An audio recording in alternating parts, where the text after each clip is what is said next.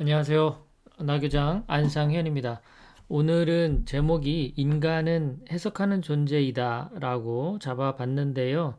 애니어그램에 대한 이야기를 하는 데 있어서 그 배경이 될 만한 내용을 정리해 보고자 합니다.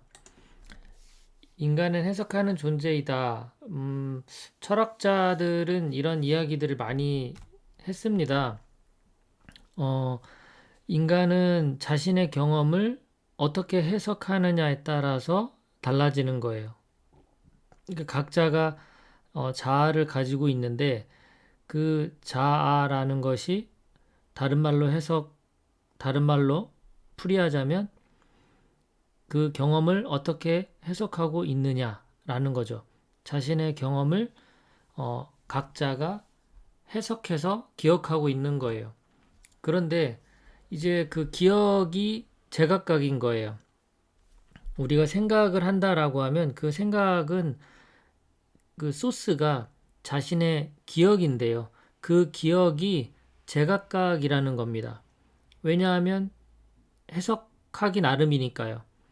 같은 상황도 어떻게 해석하느냐에 따라 달라요. 똑같은 장면을 보고도 누구는 웃고 누구는 웃어요. 같은 상황을 접하지만 누구는 화를 내고 누구는 오열을 합니다. 그리고 똑같은 장소에 똑같은 상황을 경험한 사람들이 5년이 지나서 또는 10년이 지나서 그 기억을 다시 이야기할 때 기억된 정보들이 제각각이에요. 인간은 같은 상황인데도 다른 경험을 한다. 그 이유가 뭘까요? 첫 번째 문장에서도 나왔지만 각자가 해석하기 때문이죠. 같은 상황을 다르게 해석하니까 그 경험이 달라질 수밖에 없는 겁니다. 수도원과 감옥이 있습니다. 이 차이점이 있을까요?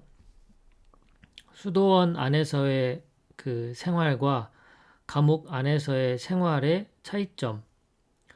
가만히 저는 생각해 봤는데요. 차이점보다는 비슷한 점이 더 많은 것 같아요.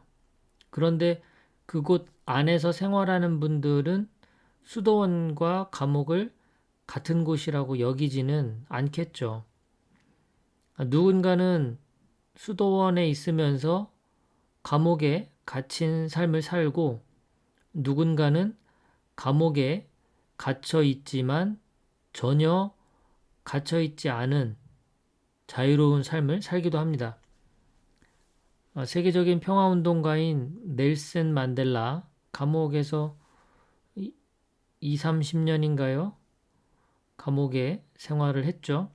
그리고 여러 또 아름다운 책을 쓰신 고 신영복 선생님도 감옥에서 생활이 오래 계셨지만 오히려 그것이 더 우리 삶을 깊이 있게 만들어서 우리에게 감동을 주는 그런 글과 강연을 해 주셨죠.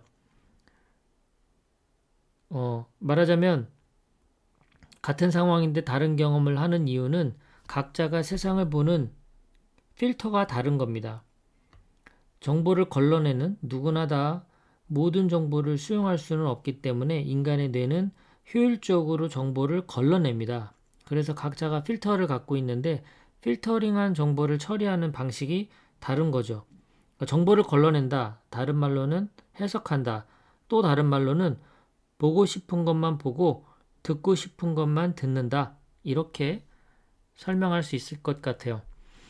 죽음의 수용소에서 책을 쓴 로고 세라피의 학파를 창시한 빅터 프랭클 박사가 로고 세라피 자체가 의미 치료이죠. 어떻게 의미를 부여하는가, 어떻게 그 상황에서 의미를 해석하는가에 따라서 누군가는 수용소에서 죽음을 맞이하고 누군가는 새로운 삶을 살아가기도 합니다. 결론적으로 애니어그램 입장에서 인간은 9가지 성격 유형으로 분리할 수가 있고요. 각각의 유형은 마치 원죄와도 같은 커다란 무게감을 느끼며 살아갑니다. 그런 무게감은 각자가 쓰고 있는 색안경으로부터 만들어지며 그 각각의 색안경은 같은 세상을 달리 보게 만듭니다. 애니어그램에서 이 9가지 어떤 색안경을 쓰고 있는지 구분하는 것이 그래서 중요합니다. 왜냐하면 자신의 그 삶의 무게를 직면할 수 있게 도와주기 때문이죠. 처음부터 9가지 유형을 구분하고 나를 이해하는 것이 어려울 때는 먼저 내가 세상을 바라보는 방식이 머리형인가, 상황을 이해하고 분석하고 논리와 이성을 기반으로 사고 중심으로 바라보는가, 아니면 감정 중심으로 바라보는 가슴형인가, 아니면 본능 중심으로 바라보는 장형인가. 이 머리, 가슴, 장, 이 3가지 힘의 중심으로 먼저 분리를 해보는 것이 도움이 될 거고요. 그 다음에 이제 머리형 중에서도 5번, 6번, 7번이 각자가 가지고 있는 격정과 고착이 있습니다. 가슴형인 2번, 3번, 4번도 각자가 가지고 있는 격정과 고착이 존재하고요.